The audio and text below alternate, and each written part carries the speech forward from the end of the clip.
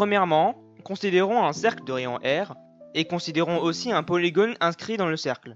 On va noter n le nombre de côtés du polygone inscrit.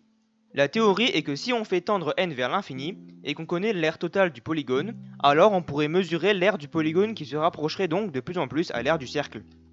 Je propose de diviser le polygone en un ensemble de triangles isocèles égaux. Si on pouvait trouver l'aire d'un de ces triangles en fonction de n, alors on pourrait les additionner entre eux. On va à la place utiliser une formule utilisant la trigonométrie. A et B étant les deux côtés adjacents, et θ étant l'angle au niveau du point isocèle. On sait que les deux côtés ici sont basiquement le rayon, donc on va noter R leur longueur. Ensuite, pour calculer l'angle au niveau du point isocèle, on va juste utiliser de l'intuition, car on voit que pour effectuer le tour complet du cercle, il faut effectuer un angle de 2π radians, et la somme des angles de chaque triangle au niveau du centre est censée faire 2π radians aussi.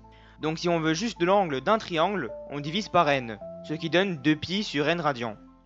Étant donné qu'on a n triangles, pour trouver l'aire totale du polygone, il faut multiplier la formule par n. Maintenant, on va faire tendre le nombre de côtés n vers l'infini, la limite de n qui tend vers plus l'infini de la formule. Une propriété des limites nous dit qu'on peut faire sortir les facteurs indépendants, donc ça va devant. Je propose de multiplier le numérateur et le dénominateur par 1 sur n pour enlever le n au numérateur. On va aussi faire de même avec 2π. Et on peut simplifier le 2 de la fraction, ce qui simplifie le facteur en πr carré.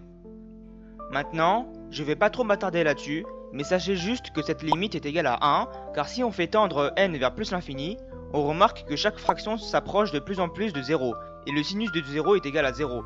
Cela signifie juste que cette fraction se rapproche de plus en plus de 1, car ces deux fractions convergent vers la même valeur.